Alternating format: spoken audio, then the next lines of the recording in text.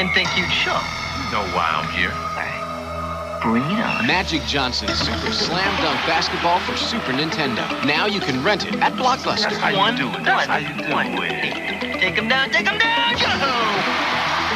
Yeah, like taking candy from a baby. What? 2 out of 3, little man. For the best in video games, make it a Blockbuster night. Are you ready?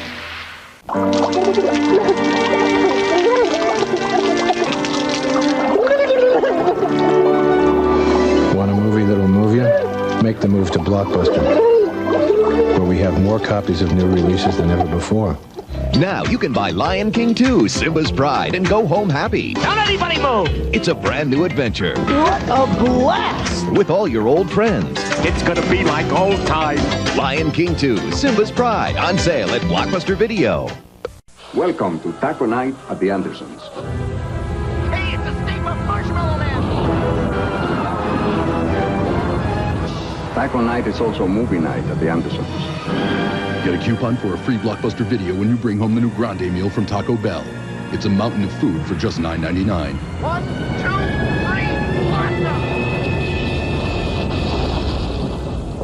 3, Wow, let's make s'mores. Until next time. Movies have taken us places beyond our imagination. Now you can take those movies to places you never thought possible. Introducing the Silhouette Premiere from Oldsmobile. The first minivan with a video entertainment system built right in. It gives motion pictures a whole new meaning. The Silhouette Premiere. Only from Oldsmobile. Every kind of takeout has its own box. Chinese. Pizza? Fun. Nobody has more fun than Blockbuster, so if you want great takeout without the calories, make it a Blockbuster night. Hey, come into Blockbuster and use this for great entertainment. And use this for a free rental. Complete all the punches to get yours. And you're automatically registered to win an all-new Century by Buick. So if you're gonna win, better make it a Blockbuster night. Assignment? Photograph the elusive Pokemon. How do you do it?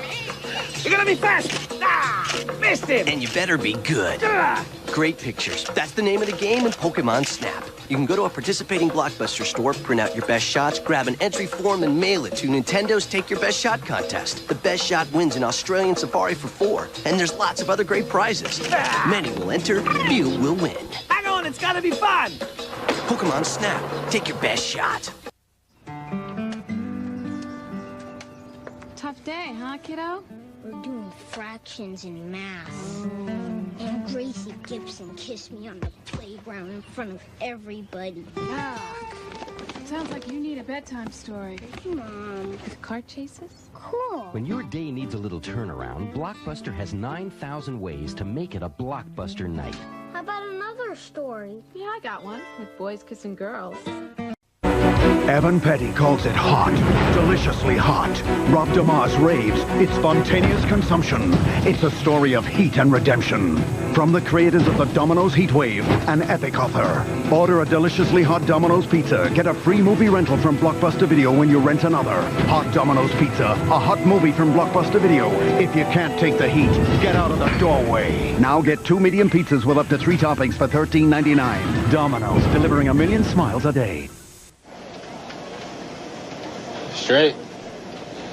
It's straight.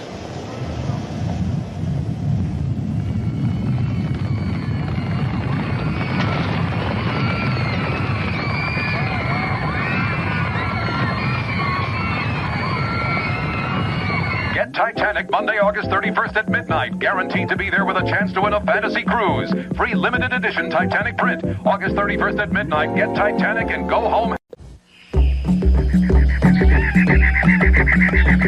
Amy, star of the hit movie Congo, is here to introduce the new Congo bonus box from Blockbuster Video. It's full of candy, snacks, coupons, and more. All kinds of goodies. Just rent 3 videos from Blockbuster and you get the Congo bonus box absolutely free. So drop by Blockbuster Video and get your free Congo bonus box. But you better hurry. They're going fast.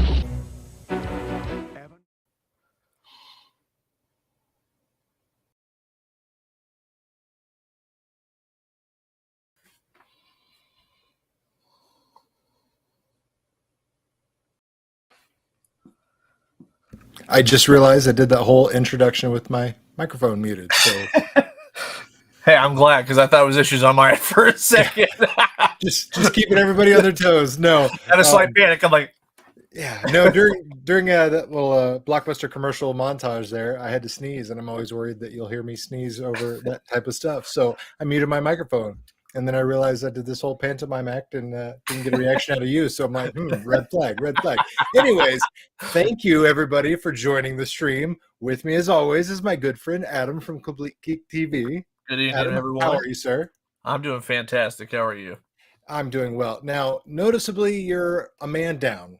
I'm a man down right now. Typically, there's two men at the table. We have Jordan and Adam. Adam and Jordan. Yep. Jadam, He might just randomly, Jadam.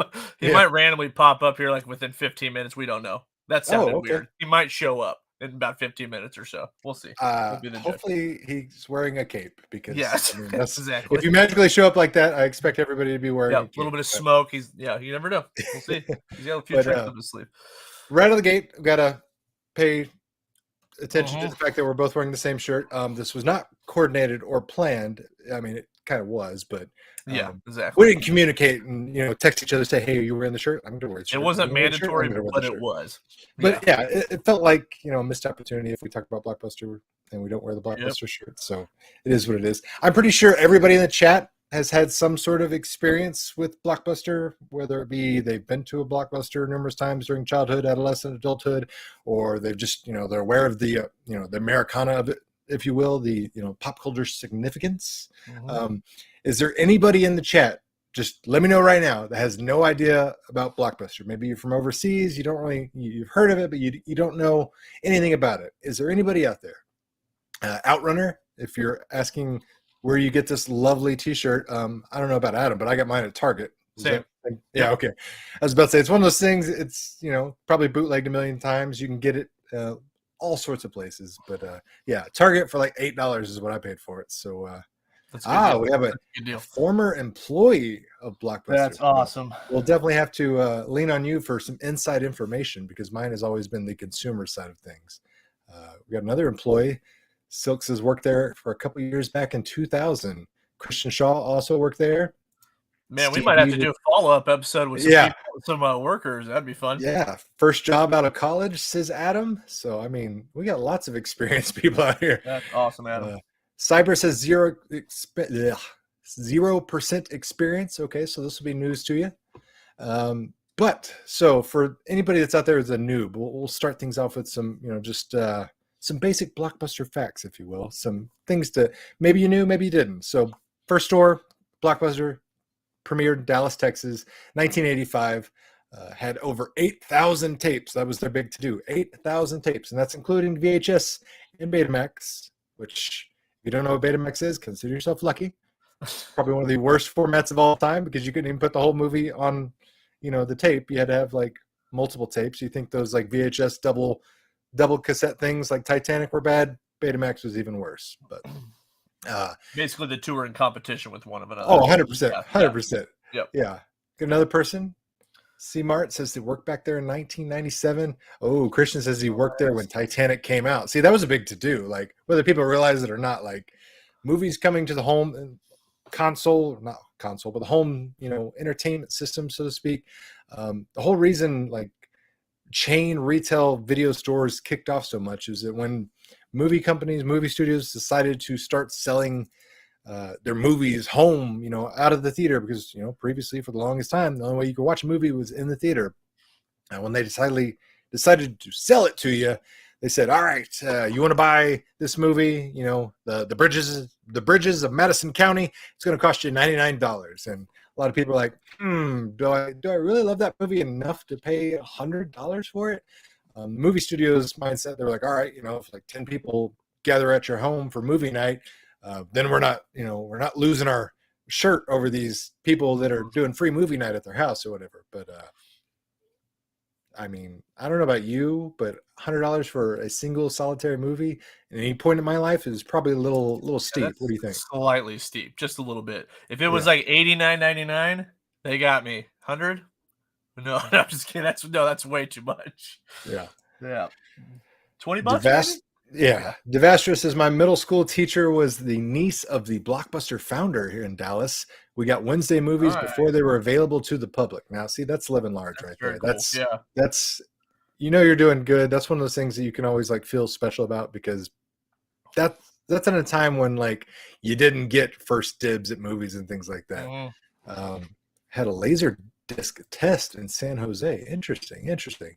Another interesting Blockbuster fact was at its peak. So this is probably something that a lot of people might even be skeptical of. So just right off the cuff, Adam, what would you say would be the peak year for Blockbuster as far as like its height of popularity? I'm going to guess somewhere in the 93 to 94 range, or 93, 95 in that zone. And you know what? I would have guessed the exact same thing, but as a matter of fact, its peak at its highest point, Blockbuster was 2004. Okay, I was yeah, exactly. I would have never guessed that, because I'm like you. I thought the prime time was like mid 90s, early 90s, somewhere around like that. But no, in 2004, Blockbuster had 9,094 stores and employed approximately 84,300 people, 58,000 in the United States and 25,000 in other countries. So I mean, business was good up until 2004. Which is surprising to me, but it is what it is. They were doing great. In 2000, Blockbuster turned down a chance to purchase a struggling rental service called Netflix for $50 million. You may have heard of them. Yeah. I mean, I guess they did all right as far as Netflix. Maybe something happened. Maybe they got off the ground a little bit, but $50 million in the year 2000. Even then, that sounds like just the bargain of a century. It does. Stranger Things, anyone? Witcher? Yeah, and that's kind of be a underlying cause and connection with Blockbuster, and the entire history of Blockbuster is missed opportunities and stubborn, poor leadership from the top down was really their demise. Multiple. They could still be here. They really could. They could be here still. Paul says 2004 profits equals all from late fees, and that's pretty accurate. not too shabby there. Yeah. And then fun fact was, aside from independently owned only named stores, the last official Blockbuster is actually closed in November 2013. The last title that was rented from that store. Any guesses? Ooh, I know this actually, but we'll let someone chime in here. Well, the answer is This Is the End, the 2013 comedy from Seth Rogen. So, I mean, very, on the nose, very, poetic. That This Is the End was the last official movie rented from the last official Blockbuster franchise chain. Like I said, there's still the one out there in Oregon. We talked about late fees. One of Blockbuster's main sources of revenue were late fees. If you didn't return your movie rental in time, you were charged $1 a day in most cases. Those fees amounted to $800 million in revenue in the year 2000, which was 16% of their total revenue. 16%, just because you couldn't get off the couch and take it back in. And $800 million in revenue for doing nothing. That's a dream business model. That's pretty incredible. And I'd like to hear this too. How many of you guys had the movie and then you maybe already watched it, or you're just holding up? You're like, it's just another $1. And then you did that night.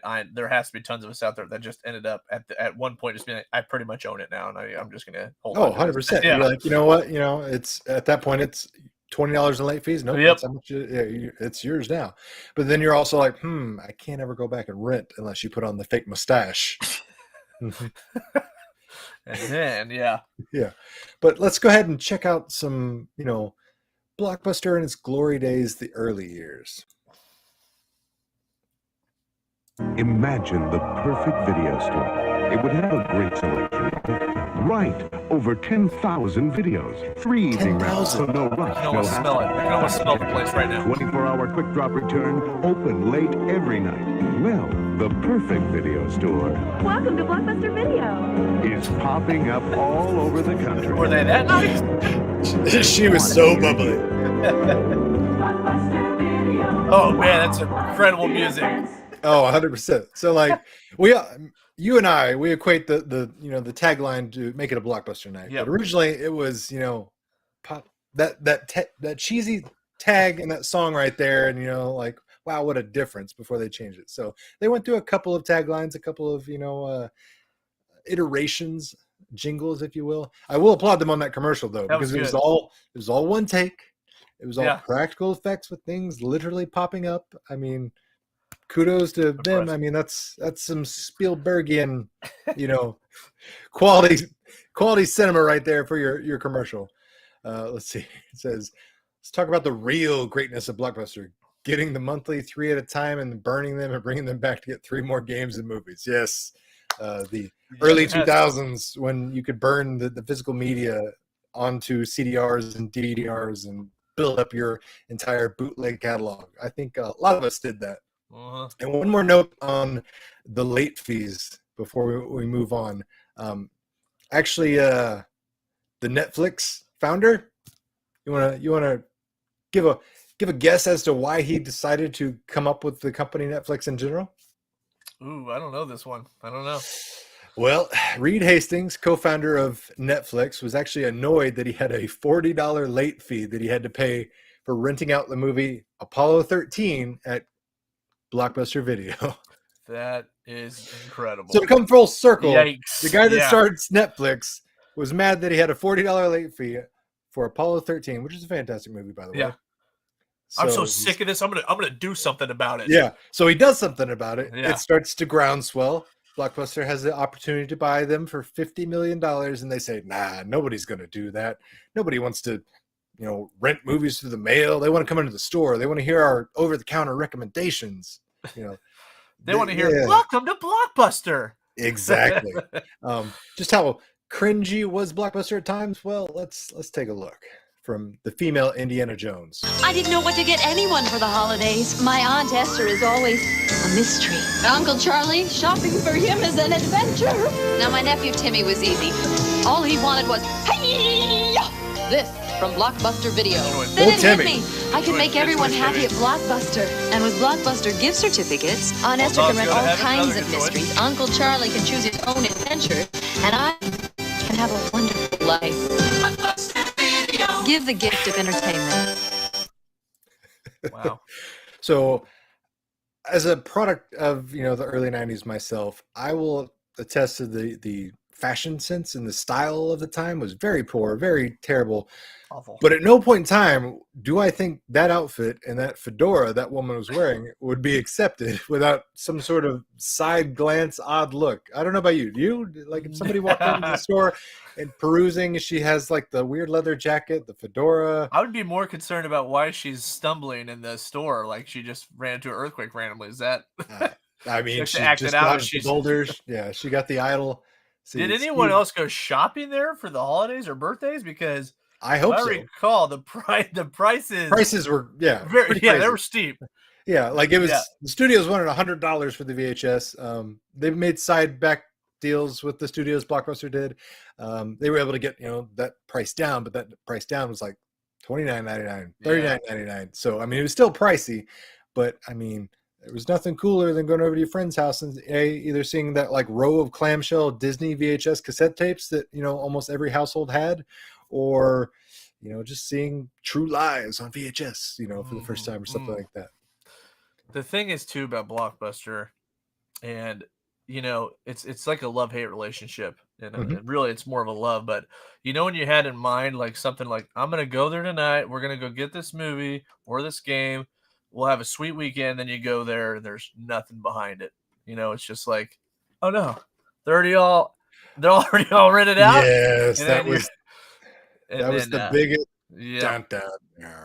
Then I was guilty of maybe checking 3 of the locations and then still coming up empty. You're like, I guess we'll just grab something else, and then but that was part of the experience though.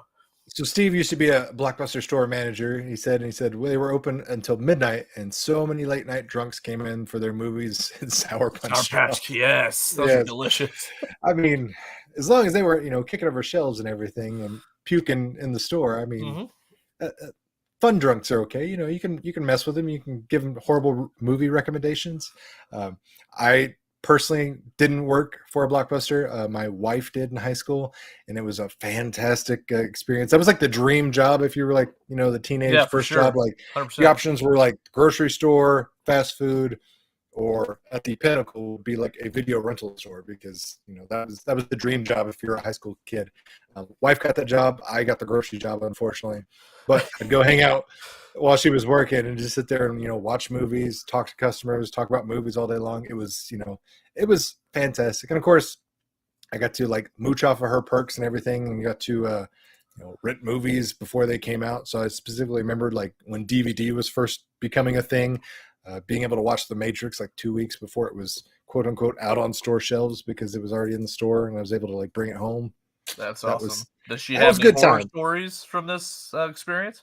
I mean, a lot of them, for whatever reason, like I think hers was like an independently owned one or whatever, because they also had like some like tanning bed thing going on in there as well. So there was a separate room where customers could come in and like tan. That's and leave. hilarious. So a lot of her horror stories involve weird people tanning and coming out inappropriately dressed, or people inadvertently going in there with the doors not locked. And so you have the smell of popcorn, tanning lotion, tanning lotion. Just nothing but the best. Nothing but the best. That's great. Lewis says, I was still renting discs until recently, but now I don't have any alternatives more. Redbox recently left my area. Pretty much, I mean, that's, and most people, I would say, is the norm. Most physical media places of all, in the kiosks and Walmarts, the Redbox, I think most of those are gone by the wayside. There is exactly one Blockbuster Video still left. There's an awesome Netflix documentary out there that you can stream, which the irony is not lost on any of us, I think. The fact that if you want to watch a movie about the very last Blockbuster store, you have to go to Netflix and stream it. But it's in Bend, Oregon. You can go to bendblockbuster.com to visit their website. The store has long since retired VHS tapes, of course, which is good. These days, you only get DVDs, Blu-rays, video games. Every Tuesday, Wednesday, the store manager will literally go to Target, Best Buy, buy up all the new movies, bring them back to the store. That way people can rent them. Rentals $4. Late fees are capped at $10 at the store, but for the most part, it serves as a mausoleum or a museum of Blockbuster as a whole. Most people go in there to get merchandise, a Blockbuster T-shirt, a hat. They'll make you a Blockbuster rental card. That's the number one selling merchandise memorabilia thing they've got out there. That's cool. Yeah, but definitely check it out if you haven't seen it. I highly recommend it. Last Blockbuster, I'm gonna get it. You got it. You got it. The Last Blockbuster on Netflix. Go get it. I gotta think. There. We've Jordan and I have talked about this, about doing I almost said little road trip. It'd actually be a long road trip, but I was about to say Bend. Yeah, Bend, Oregon's a little bit of a drive for me. Yeah, we threw that out there at Doug, but it's like going there, doing some sweet filming, some cool cinematography, and then also going to check out Cannon Beach, where the Goonies was filmed, and Astoria, and just kind of doing a whole special there for you guys if anyone's interested. So definitely something we've been debating, something we'd like to do more, where we can kind of travel and kind of do some fun stuff like that. That's retro style themed, of course, for the show. So absolutely, yeah. So Death Row says he still thinks that they have some rental places in New Zealand, so that's good. There's some physical media still out there. I'm sure there's still a couple of mom and pop places that maybe do video rental, but for the most part, by and large, everything I know in my area is closed. I think we had a family video that lasted until maybe 2019 in my area, and that was it. That's good. Yeah, it was longer than I expected, but Blockbuster obviously wasn't the only video rental place out there. It was just the biggest name, so to speak. There was Hollywood Video, there's Movie Gallery, there's Pop and Go Video, there's all these mom and pop places.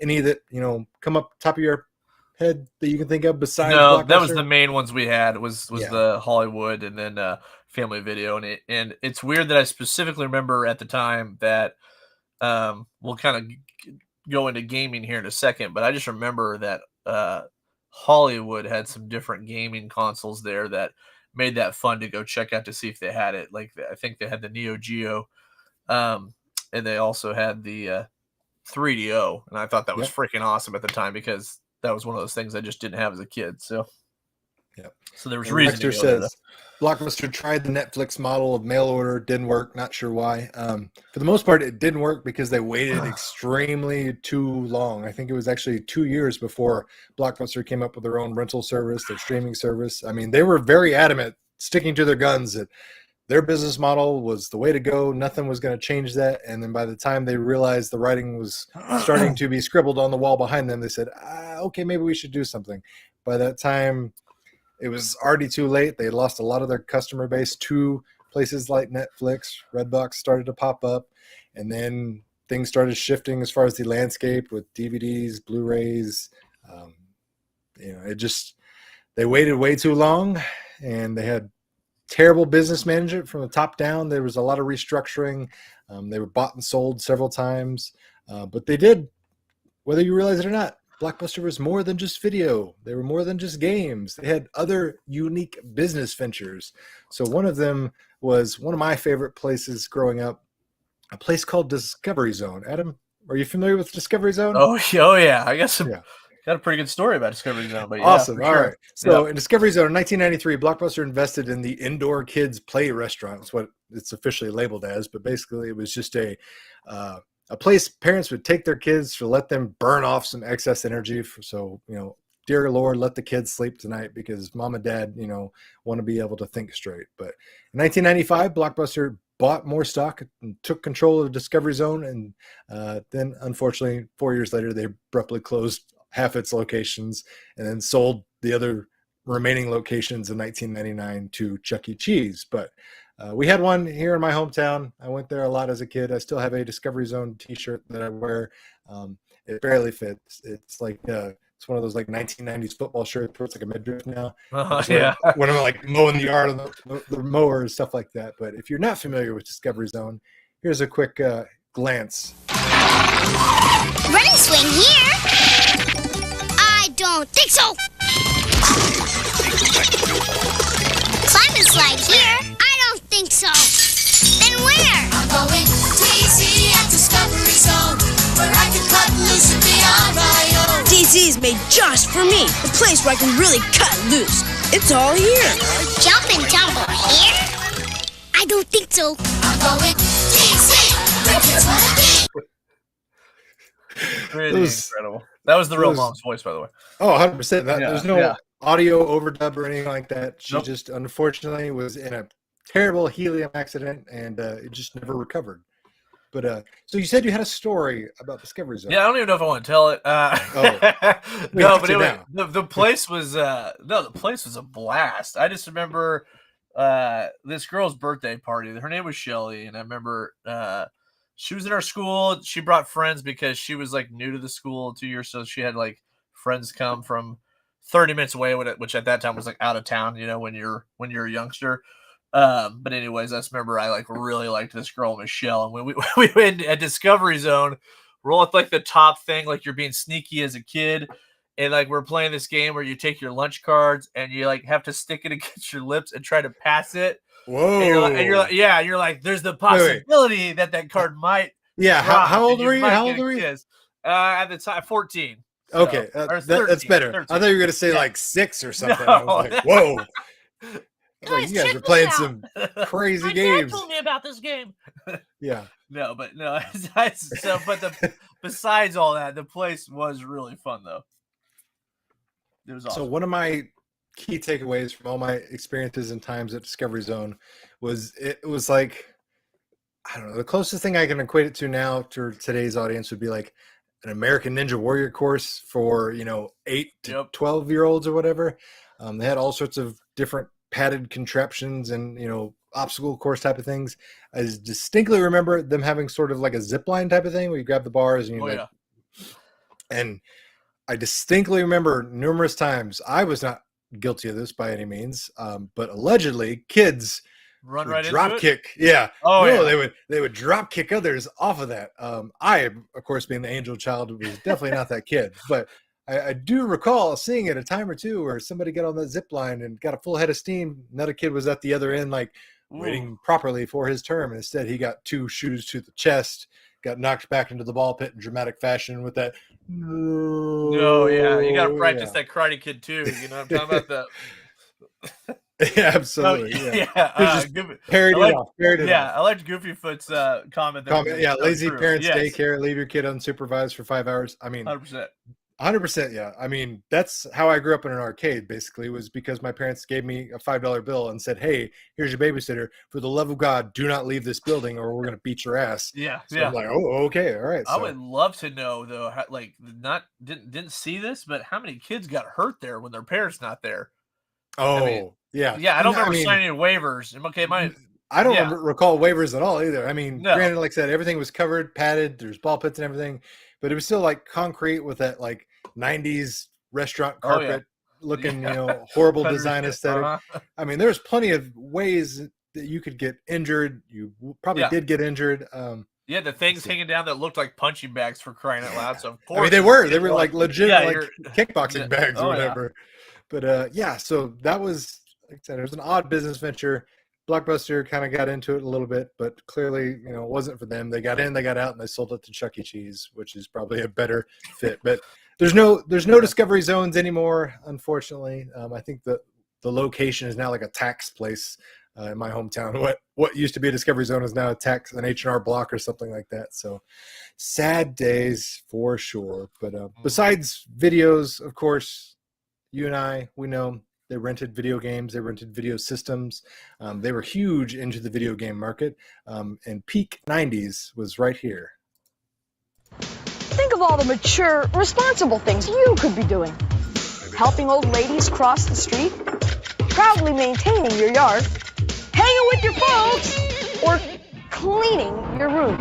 But get real. You'd rather be playing video games. You can rent them from Blockbuster. They've got more coolest new Nintendo, Super Nintendo, and the balance he had on that than anyone in the world. So dudes, why not get your games at Blockbuster? It's the mature thing to do. It's the mature thing to do. True. It is. And that was peak 90s with that like fisheye gonzo camera and the Vision skateboard and the over-the-top colors. Props to that Dalmatian for like standing on his mark, being a true professional. All this crazy stuff's going on around him. See, he had to have had a big acting career after that for sure. When we were kids, we were just let loose and ran wild. Things today are now way different for kids. Kind of feel bad for today's kids because they don't get to experience what we got to see. 100%. We were those latchkey children, those, hey, come back when the street lamps come on type of thing. I don't care how far away you go from the house, as long as you get back when the street lamps come on type of thing. So, yep. This is the last Discovery Zone in my area is now an IKEA. Whoo. I mean, that's a big change. Yeah, slight change. Which is kind of a lot of IKEAs actually have like a little kids play area too. So I mean, it's kind of like Inception. Mm-hmm. Do you recall that? And I remember this one specifically. So Blockbuster had Clay Fighters Sculptor's Cut for N64. Yes, and they did. I used to have a copy, which I'm mad I don't have, and I want it back really bad. But it's just a fact. Yeah, just a Blockbuster exclusive. Yeah, Blockbuster had some exclusive titles, whether people realize it or not. Not only did they rent your favorite video games, they came up with some. So Clay Fighter Tournament Edition for SNES, very sought after title. Mm-hmm. Then they had this specific Donkey Kong Country competition cartridge for their competition game series that we'll talk about later. Quite a bit, yeah. Mm-hmm.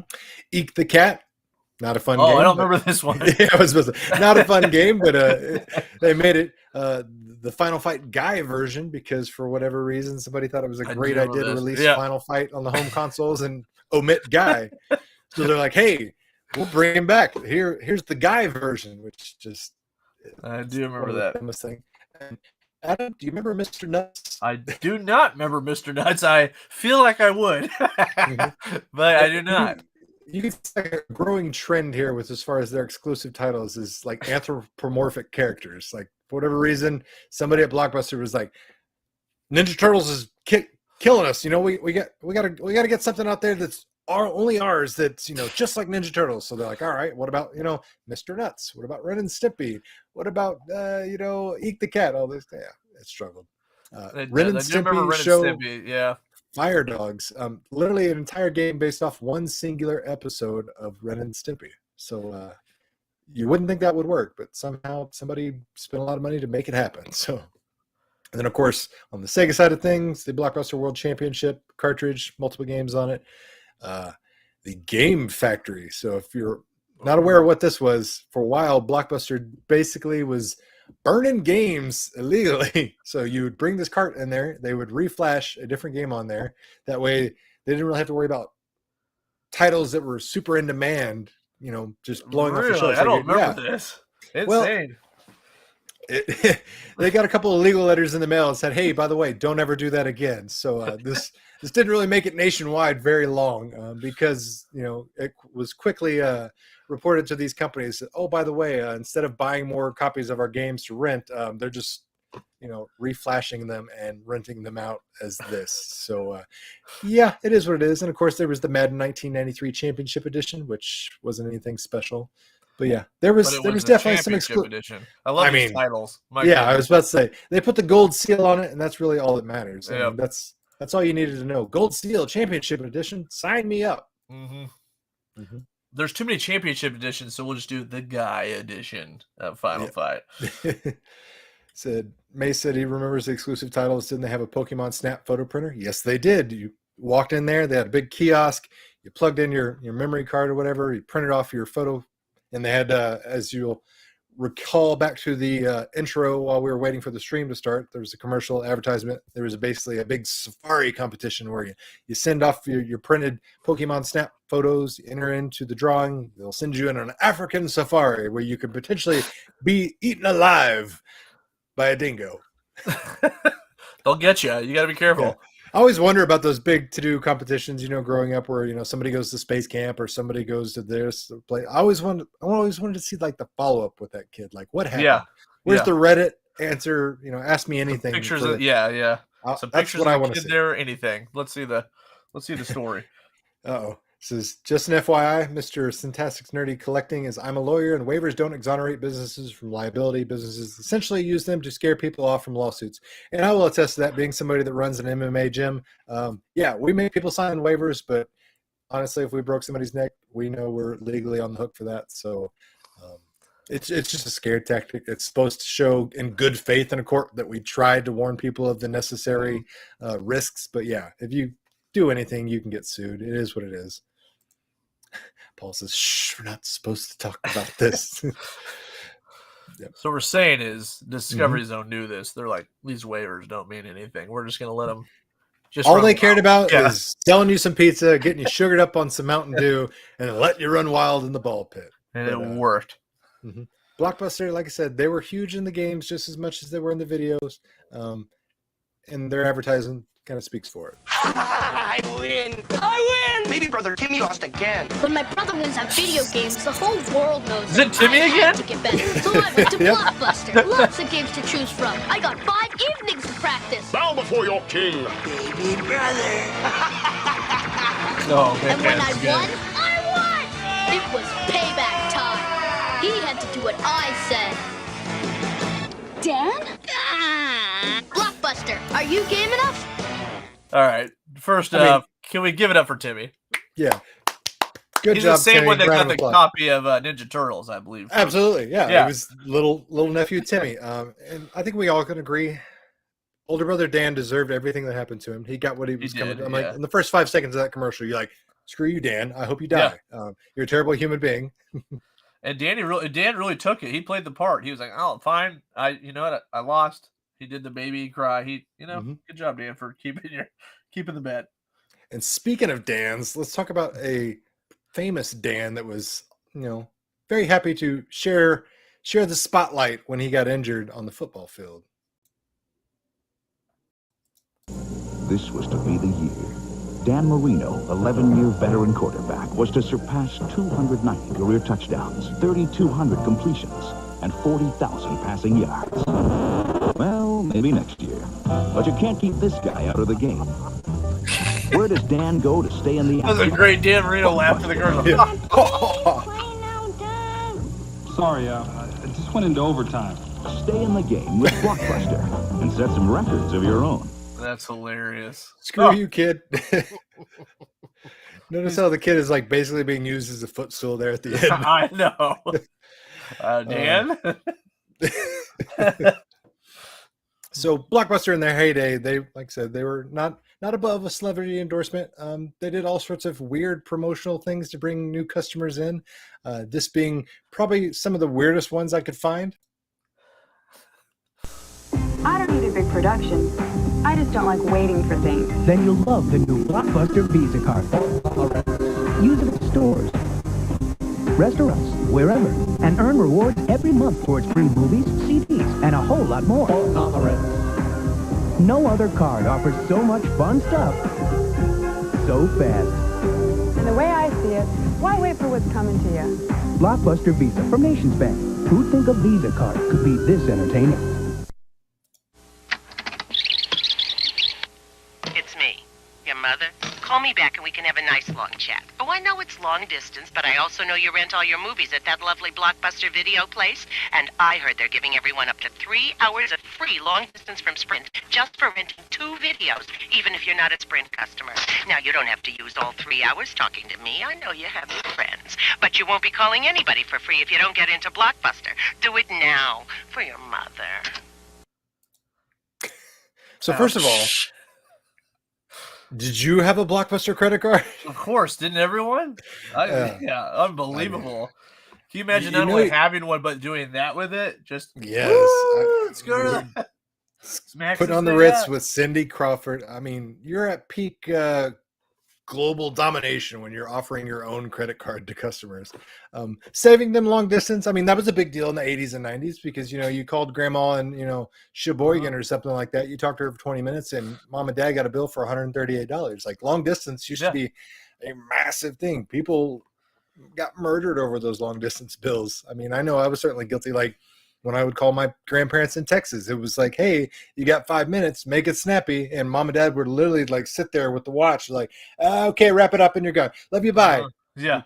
And we had to wait till like, what, after 9 p.m. or something like that, when the charge was like 20 cents a minute, 10 cents a minute. You know? We should also add, I'm sure most people remember this, but you know, the old school days when you didn't have a quarter on you or any change and you had to do the 1-800 collect. There was no other choice. There's no other choice.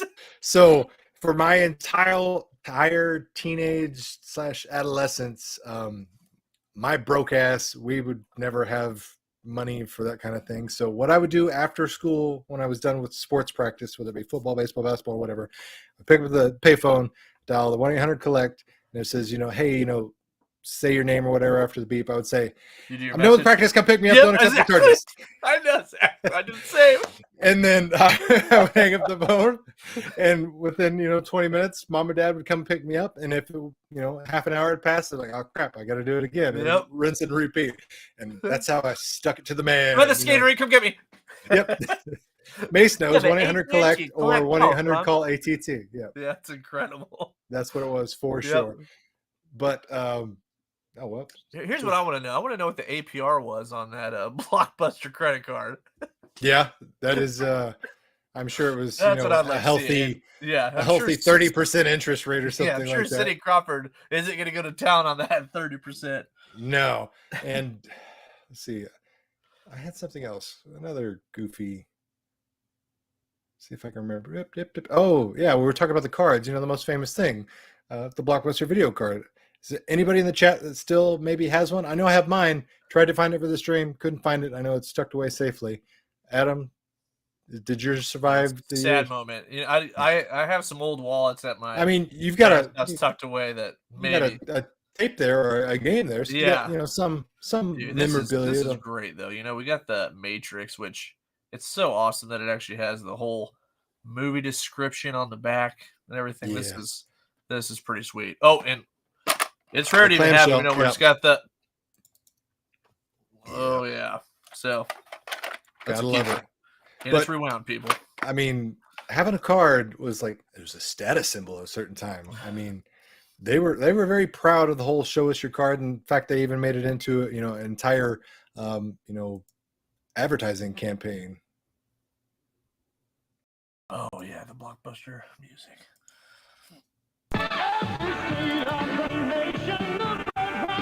Oh yeah.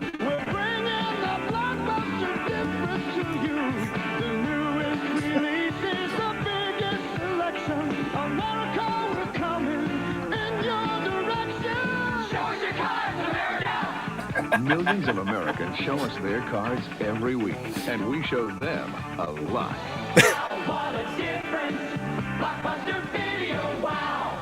That's Which, amazing. not to get too political, but the whole show us your card America in this day and age is not something you really shout from the mountaintops because it has different connotations nowadays. It's not something you get away with. Show us your card, America. Yeah, all right, fine. Here's my papers. But I also remember, like, not Blockbuster specifically, but other video rental stores in the town that we went to, like, looking up your account. It was our social security number. So you just rattled off your social security number willy-nilly. It wasn't, people weren't worried about identity theft. They weren't worried about, anything like that. Oh, okay. And to this day, I can still rattle off my mom's membership or her social security card. From years and years. I did not remember that. Like, what happens when you Yeah. don't have your card? Yeah. You literally give them the social. That's good. Yeah, That's give them good the social, practice. look it up. But Yep. not only did they did video games, they also did other crazy enterprises. Like I said, they did the Discovery Zone thing. They started getting into other things. Where's the video? I can't find the video. Oh, here it is. So Blockbuster, obviously famous for movies. They think they know something about movies. So they're like, hey, we're going to put on our very own Blockbuster Entertainment Awards. They ran from 1995 to 2001, basically the Blockbuster version of the Oscars. They paid lots and lots of money to do this. They broadcast it on, nationwide television. They brought out all the stars. It was a big to-do. Yeah, I do. I do not remember this. Anybody else remember that? Am I the only one? You have some footage. Please tell me. I do have some footage. Okay, nice. Is anybody in the chat? Did anybody watch the Blockbuster Entertainment Awards, the movie awards, their version of the Oscars before we start? Nobody? It may be something I remember once I see it, but I do not recall this. Mm-hmm. Yeah. We'll just we'll cover this one. 1995 MTV Video Music Awards, and to celebrate, Blockbuster Music is having a special sale. So there's also Blockbuster Music. Michael Jackson History. History from Michael Jackson is now on sale for just $26.99 CD and $16.99 cassette through September 11th at Blockbuster Music. So Blockbuster Music, that was the thing. I can't find this clip. I think I probably have to add it on the fly. Oh man, who's got that Blockbuster Music hat? From the Pan There it is. Theater in Hollywood. It's the 4th annual Blockbuster Entertainment Awards, saluting your favorite stars in film and music, with scheduled appearances by Kevin. They got Kevin Bacon. Oh man, Barry, Bo Bridges, Kobe Bryant. I love these glamour Nicolas shot photos of them. Cage, Oh man, Ned Campbell, Paul says Joe he's watching Cusack, paint dry. Fran Drescher, The Astros that we saw. Minnie Driver, They're devastating. Yeah, I've Robert been reading that all Duvall, night. Anthony Edwards, Rupert Everett, Sarah Michelle Gellar. This really dates Gina it with these Gershon, stars. Linda Hamilton, Jennifer Love Hewitt, Janet Steve Jackson, says he remembers having the Jamie electronic Kennedy, voting machines in the store. Michelle Kwan, Diane Lane, Heather Locklear, Gary Marshall, Chris O'Donnell, Jada Pinkett Smith, Kathleen Quinlan, Denise Richards.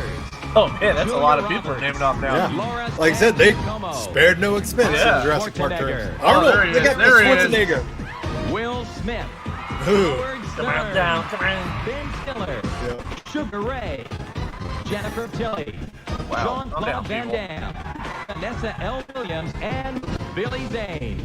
With Billy special Zane. performances by Boyz II Men, Oh yeah. Garth Brooks, Mariah Carey, I mean, and Savage Garden. that's a star-studded Sounds event. fake. And now, Yeah. ladies and gentlemen, please welcome last year's Blockbuster winner for favorite actress in an action adventure and the star of Bulworth, Halle Berry.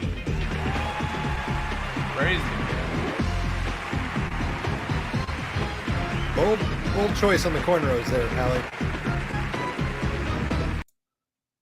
But yeah, that was their version of the Oscars. Like I said, they tried to really pat themselves on the back and said, hey, not only do we rent movies, we know movies. So we're going to invite everybody, all the Hollywood hobnobs, giving them a nice little film reel award, make them, basically commercialize and advertise Blockbuster for a solid That 2 just hours. shows you how big they were, though, right? That's Absolutely. crazy. That's not. That's 95 a lot to of 2001. Yeah, that's Yeah. a lot of money going in there. Mace Windu, Motown Philly, back again. Boys to Men. Oh, see, Mr. says someone should buy the Blockbuster property and create a streaming service under the Blockbuster brand. Jazz it up somehow to give it a Blockbuster feel. Maybe they send popcorn once a month. So oddly enough, Dish Network is the current owner of Blockbuster as a name and an IP. The last Blockbuster store in Bend, Oregon, has to structuralize a contract agreement with them every so often. I think it's like every 4 years, basically to be allowed to still use the Blockbuster branding, the namesake, and all that type of stuff. But Dish Network owns, I think they paid like, it was like $60 million or $30 million for the entire brand when it was funneling down the tube. So they own it. They've never done anything with that other than maybe make money off of T-shirts and stuff like that, but no one's doing anything with the Blockbuster IP as a whole. Like we mentioned earlier, they did do Blockbuster Music. They branched out and did all sorts of different things. So there was physical stores. Some of them were attached to Blockbuster stores. Some of them were their own independent ones, but you would go there. You could listen to music. You could buy music, of course. One thing I specifically remember about the Blockbuster music stores, because there was one in my town, was that they would let you open a brand new CD, listen to it, give it a couple of spins, and then try it before you buy it, so to speak. And if you didn't like it, I guess they just marked it down and threw it in the used section or whatever. But I do remember they were like big, letting everybody know, hey, if you want to listen to anything, just let me know. I'll open it up at the counter. And that was a big thing. Yeah. I do remember that. It felt really awkward asking too. Oh, 100%. Because like you essentially, I know I felt, because I was like, well, I got to buy this. Yeah, exactly. It better be good, because like, you're just like, oh, I made them open it. They took off the cellophane. You can't go back from the cellophane. Yep. Here we go. Adam's got the right numbers at a price tag of $320 million. So more than I thought, for sure. Wow, that's a lot more than Blockbuster bankruptcy in 2011. Okay, so 2011. So it still had a little bit of meat on the bone. So I can understand $320 million. But like, Adam might be able to look this up quicker than me, because I forget the exact number off the top of my head. But they were sold for like $1 billion something in like the 90s. So to go from billions of dollars to $320 million, and like I said, going from the height of popularity in 2004 to bankruptcy in 2011, just shows you how quickly things started to spiral out of control for them. Yeah, we're not talking $1 billion today's cash. We're talking we're talking that's insane. 90s, 2000s. Not only did they do the music stores, they also did the Game Rush stores, also another side venture, so to speak. Some of them were like their own independent little area inside Blockbuster. Some of them were their own physical retail location. If you've been to a GameStop, you've been to a Game Rush, essentially. Not a whole lot different from them as far as the aesthetic and the setups and everything. Like I said, Blockbuster was not shy about going heavy in on the gaming. They supported it early on. They thought, hey, we're getting tons of revenue. I know we talked about this on a different stream, but I remember specifically a big to-do is being able to rent a system. Like, not only being able to rent a game. Like, I remember when Nintendo 64 came out. I didn't have the money to buy it, of course. But I saved up and I rented a Nintendo 64, Mario 64. I'm trying to remember what one of the other Mario launch. Kart? I think it was like, I don't think it's Mario Kart. I think because there's only like a small handful like launch titles. This is right at launch. Right at launch, Gotcha. like the first week or two. So it was Mario 64, and I think maybe it was like a Pilot Wings or Pilot Wings came out. Yeah, pretty early. Can't remember every spot, but I specifically remember Mario 64. Rented it. They gave you like this big black specialized rental bag that it was like a giant gym bag that you put the system in there, and you just felt like Richie Rich or the coolest kid in town, because you got this duffel bag of a console, taking it home for the weekend. You're going to sit there and veg out in front of the TV. Nothing is more, nostalgic than just that experience of taking a brand new console home and experiencing it for the first time. Did you ever rent any consoles or anything? Yes, I did, and I'm pretty sure, which is funny, mine was also the N64 as well. And I just remember the N64 specifically. It's just funny because once again, that was like the coolest thing ever. You're just taking this console home and you're playing it. And the saddest thing, taking it back. You're like, yes, dang it, because you went from like the highest high to the lowest low on that day. You had to bring it back, and you talk about late fees on movies or whatever. Late fees on like the game console, that was like Blockbuster was calling you 15 minutes after it was due because they got like 6 people waiting to rent. And they're like, hey, just wondering, you gonna bring that back? Nope. Yeah. All right. We'll send the ninjas. That was part of we'll send the ninjas. Yeah, I know. We'll find you.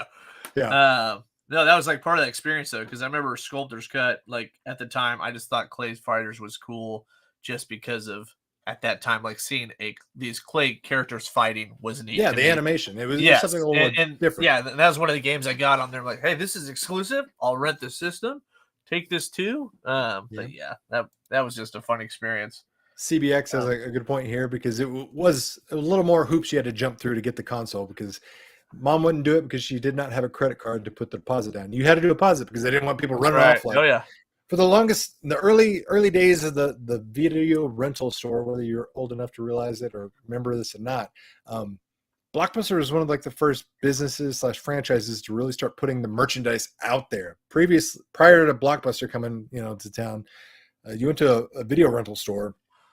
You never grabbed the actual cassette tape or the video game or anything like that. It wasn't about, everything was behind the counter, just looked like a giant, brick wall of cassettes and video games, stuff like that, because they didn't trust people in their grubby fingers. Blockbuster is like, hey, we can build a store, populate it without, having any big back room catalog and just throw everything out there. And we could put these things up overnight. And that's why in its heyday, they were saying like a Blockbuster store popped up every like 17 minutes or something like that. It was absolutely insane. Jeez. It's because they put the merchandise out there on the shelves, but for game consoles, $150, $200, $300 game consoles that were just coming out, yeah, you got to put a credit card on file for those because people running off of those, and like we said, people didn't want to bring them back. Like I said, you're knee deep into trying to get 120 stars on Mario 64. You're like, no. We're not bringing that back, Mom. We're not bringing that back. And I'm sure we can all relate to this. Okay, so we had Toys R Us, right? Which will be a future episode, I'm sure. But you go there, and there's all these things you're looking on the shelf. It's like, man, I want that. Can't get it. I want this. Can't get it. You go to Blockbuster, and you're like, it's here on the shelf. I can at least take it home with me now. It's tangible. For the weekend, yeah. Yeah. It's not necessarily hidden behind the acrylic glass display or anything like that. Like it felt more real within your grasp because it literally was. You could physically pick it up. But like you said, there was nothing more detrimental or just soul crushing than that. Pull the box art off. Oh, nothing. Yep. Nothing's back there. Or somebody put the wrong movie back there, and you went from oh. I know, and I'd love to hear this because I wish I had a specific memory because there was definitely this time that I knew I was going in there for sure to get a video game. And I recall at this time that it was pretty hard to get just video game copies, like even at release. Oh, absolutely. Even when you think way back how fast Street Fighter 2 was like sold out. I mean, it sold quick. But just stuff like that. So in your mind, you're like, crud, can't get this. You go there, have something in your mind. It wasn't on the shelf. I'd love to hear if anyone has any like for sure memories of this or even a movie that like you really had your heart set on. You kept trying to track it down, but there's nothing better than that feeling that there's the one left on the shelf. Yes, success. We all know that, right? Yeah, that one left on the shelf was just the most satisfying thing ever. You're like, yeah, you're just holding on to that while you're still checking around the store, just getting out of there as quick as possible. But yeah. Christian says the call list was a big deal at his store. We can only speak to the card holder just in case the card holder didn't rent the film for their husband or wife. Ooh, I'm sure that made for some awkward conversations too. Now, one thing Blockbuster was also kind of famous on, I'm sad that Jordan missed the stream because he did have a story about this, was Blockbuster was very proud of the fact that they would not rent adult films. They said, we got nothing against it, but you're just not going to find them at our place. Like you could go to other places and there's always, what is it, like the side room, the beaded curtain, something with the bell. Every mom and pop place had that side section for different interest, if you will. But Jordan had a great story about how he found that there was maybe some videos out there on the Blockbuster shelves that maybe weren't as wholesome as maybe Blockbuster is hoping they were. And he put it to the test in front of friends to prove that was not the case. But basically this girl was saying they sometimes like to go pick up movies that no one knows what it is just to grab a random one to watch. Makes sense, kind of fun. So then she picked this one, and they're like, "That sounds like a freaking porno." And she's like, "It's not a porno, guys. We're a Blockbuster." And they're like, "It sounds like a porno." Mhm. And then, of course, long and behold, like they said, within like the first like 15 minutes, there's like a guy's dong like sitting there right in front of the screen. So somehow that Surprise! slipped through the cracks of Blockbuster Quality but yeah. control or something. Yeah. Yeah. So Yep. it's Christian says the franchise Blockbusters had the NC-17 copies of movies. So there you go. I mean, some of them came out. They had a few NC-17 films. So yeah, they weren't as tightly buttoned up as they tried to advertise, but it is what it is. Like I said, that was just a part of the culture back then. So, and I definitely not specifically relating to adult films, but I don't know if you were ever guilty of this, but like maybe holding a movie or a video game too long and then going with the parents to rent a movie on their account, or whatever, and then being greeted with, I'm sorry, there's a $20 late fee because Sonic the Hedgehog 3 was returned 8 days late. And then that turn and the death glare from either mom or dad when they look down at you at the counter, like, Yeah. Did you do this? That's when you look behind you at the next people in line too. You're like, "Mom, yeah, what?" Yeah, but Sonic the Hedgehog 3. That doesn't sound like me. As I'm wearing my Sonic the T-shirt, Yeah, T-shirt. No, Mom, no, that's somebody else. Well, wait Our a last second. name is Actually, it Smith. says it's never been brought back. Yeah, our last name is Smith. It's somebody else. And then Mom and Dad were like, "Yeah, our last name is Smith. Surely you got us mixed up with something." And they're like, "No, I remember your kid's mullet." I'm like, "God damn, busted." Oh yeah, dude. Yeah, And we're sorry because I know we're trying to rush through here, but I did want to. So we did not have cable TV. Okay, so we lived out in the country, all antenna, and so we relied heavily on movies. So Blockbuster is a pretty big deal for me. We still got most of the main cartoons, but anyways, and I just remember. So then I get to the point of where I'm now. I just remember my uncle. He asked me to house sit, and I just remember they did have cable for them for like 2 weeks, and this is when I was like 16 or so. They leave. I find out that they've shut their cable off, and they didn't really own any movies. And I remember I was there for over a week, and I was literally like, "Are you kidding me? What the heck am I gonna do here?" So I went straight to Blockbuster. Good man. And it's just funny. I was just like, I'm just gonna load up, and I just remember stack or you like yeah, put it dude, under your chin. So guys, Yeah. this is gonna be controversial, but I spent. So many people told me to watch Harry Potter, and I was like, I don't have zero interest to watch Harry Potter. And I just remember I had nothing to do for that week. I took all 4 of the first Harry Potter movies, and I got a bunch of movies. There's probably 10 I went out, but I remember I knocked out all the Harry Potter movies, all 4 of them, and I was like, it's pretty good. And the 5th Not one too shabby. Yeah, it was 5th one was in the theater at the time, and I went straight there to go watch the 5th one. But dude, that's all I'm trying to say. There's times like that with Blockbuster that was just this memory of, dude, that's just what you did. The only thing you could do, almost in a way. It's like I'm just sitting here. Yeah. It was also one of like the cheapest dates you could possibly do. Like going to the movies, buying, the tickets, the popcorn, traveling to and fro. That added up at a time, Yep. You could make it a Blockbuster night though for, a couple dollars. And before Netflix and chill was a thing, it was Blockbuster at home. And it was good. I remember my broke ass in high school. That was the extent of like my courting with my wife was like, "Hey, you want to go rent some movies?" Heck because I got no money. You got no money. We got no places to go. We live out in the middle of nowhere, so it was just watch movies and it was a good time. I remember just binging, like you said, the older movies, you can get them for like, less than $1. You get multiple for, I think it was like 3 for $3 or something like that. And then it was like 49 cents for movies that were made this far. Like you could literally walk out there with a stack to where if you played your cards right from Saturday to Sunday evening, you could do nothing but just absolutely watch 1.5 movies. Oh yeah. Over and over and over and over again. I can't be the only one, right, though, that's had the rare experience of getting the wrong movie inside your thing. Or that was the worst part, you put it in there and some jackhole didn't rewind it. So you're like either A, at the end, something spoiled, you're dead center of the middle, and you're like, wait a minute, that was so-and-so? And you're like, God dang it, some jackhole didn't rewind it. Yep. Oh, yeah. Good time. Gone are the days where we had like multiple VHS rewinders on top of our television at home. I remember we had like a super fast one that was like on steroids, and another one that was just slowly. Yeah. So it was always like, gotta go, hurry. We got to get this back to Blockbuster before 11. Otherwise, we would get those late fees. So that's when you throw it in the supercharging rewinder. Oh, yeah. And what about a favorite candy at Blockbuster?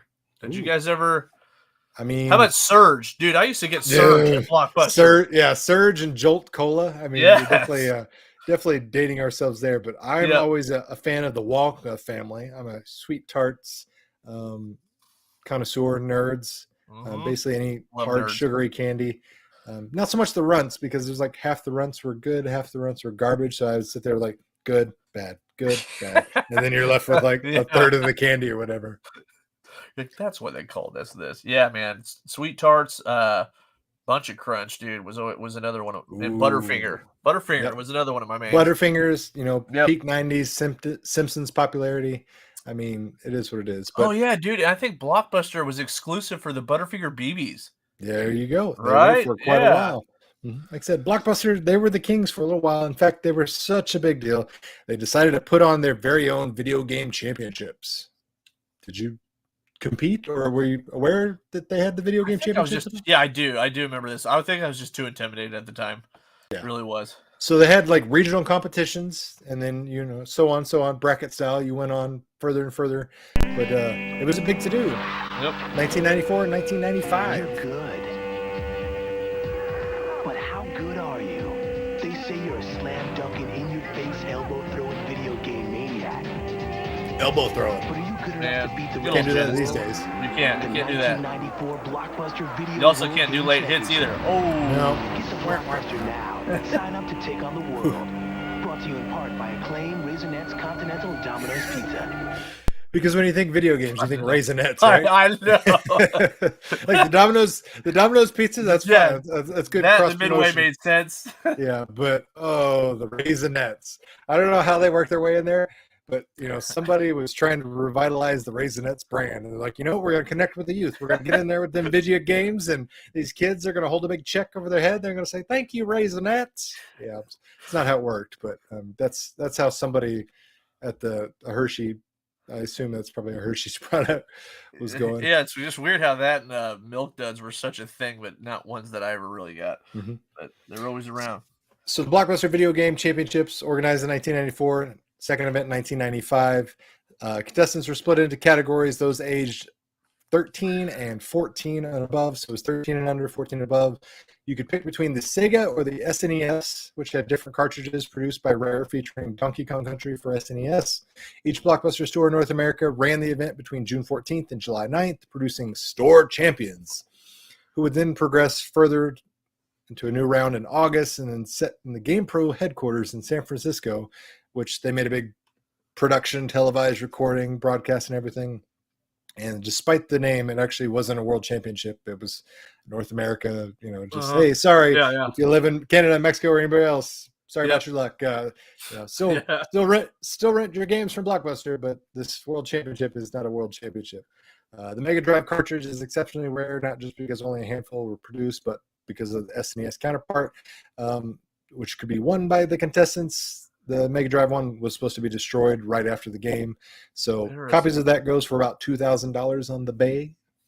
So if you've got one of those, you come across one of those, hold on for dear life, because it's going to be the best thing ever. It's going to keep going. Yeah. Shout out. This is funny. So shout out to Dr. Disrespect. If you don't know what that is, he falsely claimed he participated and won the Blockbuster Video Game Championship, and because of his following, a lot of people just blindly believed him, and then it got debunked that he's just a scumbag and was lying to people, and everybody fell for it. But I mean, what do you expect from a guy that took like his video camera and tried to go live in the men's restroom of an E3 and has been banned from Twitch like 11 times? Well, we've all done that at one point. He's not exactly an upstanding citizen, let's put it that way. But no, it's funny you said E3 though, because that was kind of like the I mean, the Nintendo had their own ones too, but I meant really for me that Blockbuster Championship thing, dude, was kind of like it was kind of like the E3 that got before pre-E3. Oh, absolutely. It was. I mean, because E3 was just like the hobnob for business professionals. Like Yep. Average schmoes didn't get to see it. We got to see it and read about it in video games, but we didn't get to experience it. So Nintendo World Championships, Blockbuster, those type of things, that was, esports before esports were a thing. Like you could do something with that, wasted talent of video game prowess that, mom and dad have been, telling you it's going to rot your brain for years and years. Mm-hmm.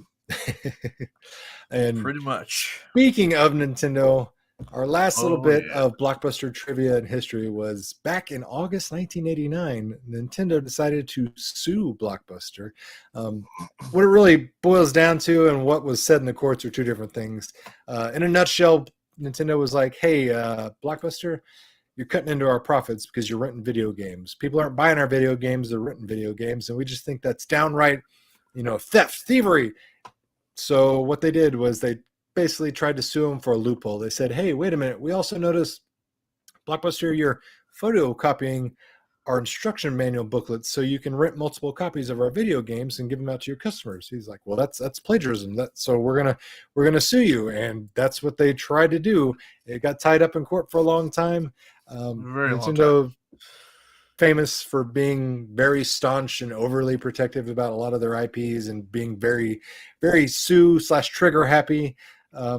They went right after the jugular. Fortunately, though, Nintendo lost that court case.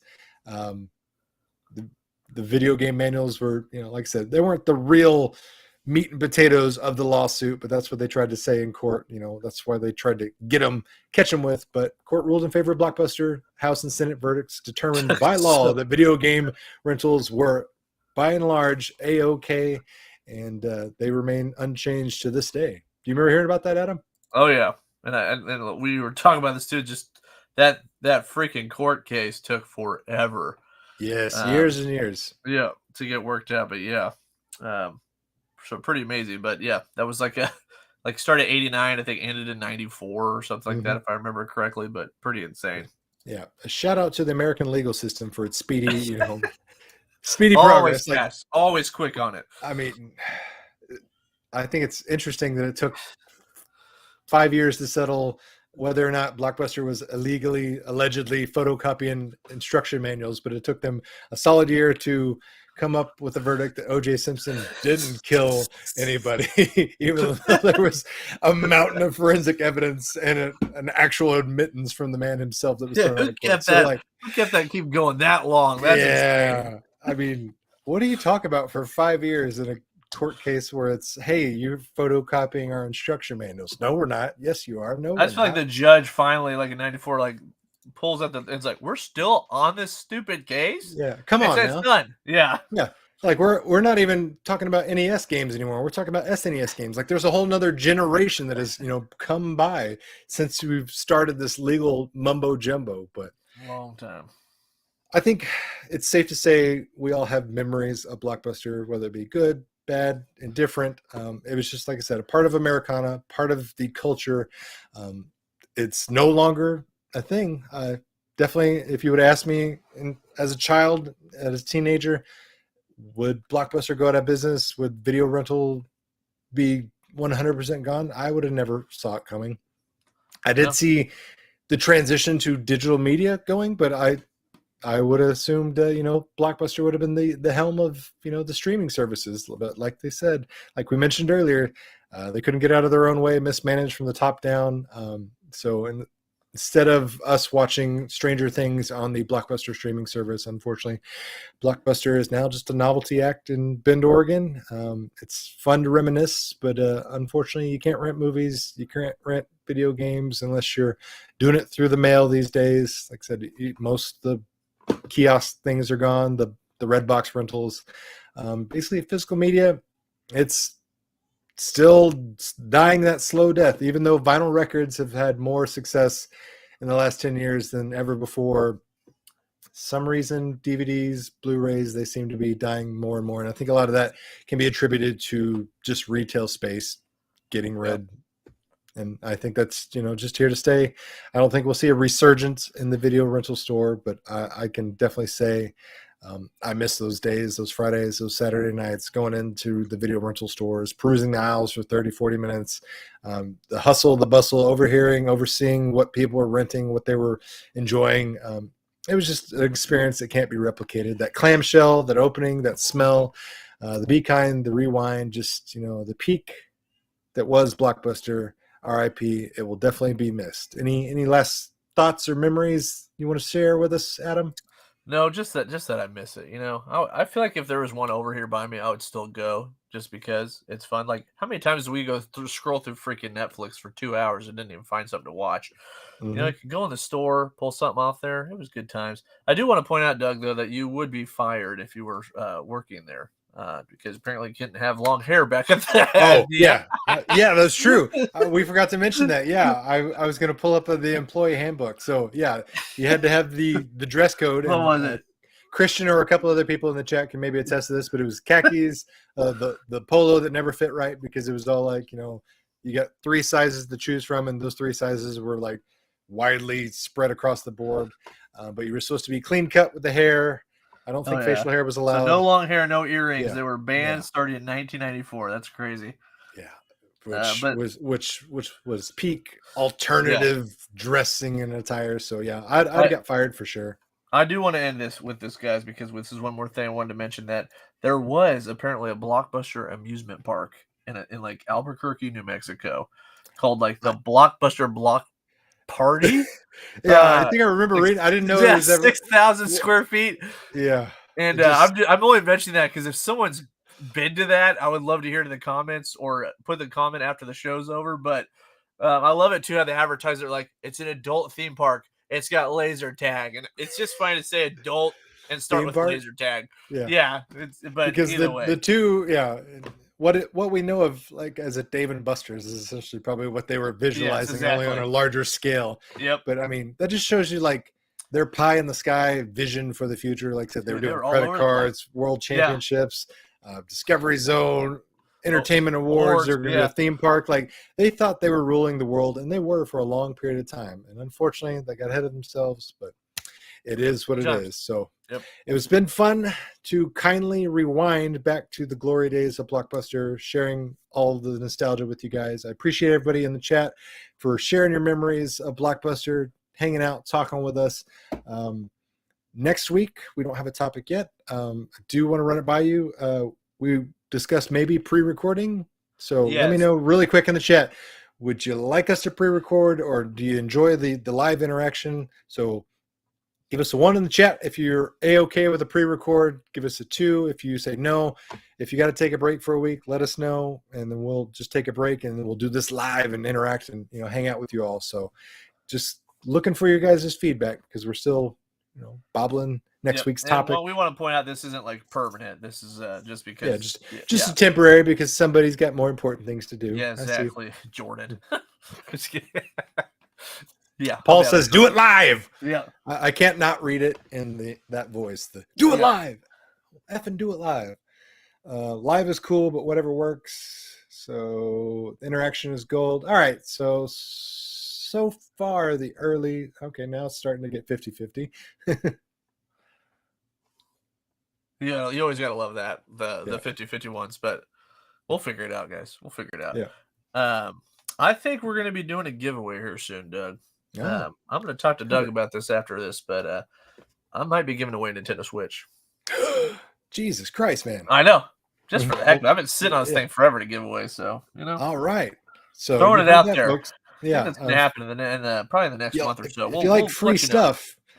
We'll have a proper episode for that. Yeah. Keep your ear to the ground because Adam's going to be playing Santa Claus. So definitely thank Adam for joining tonight.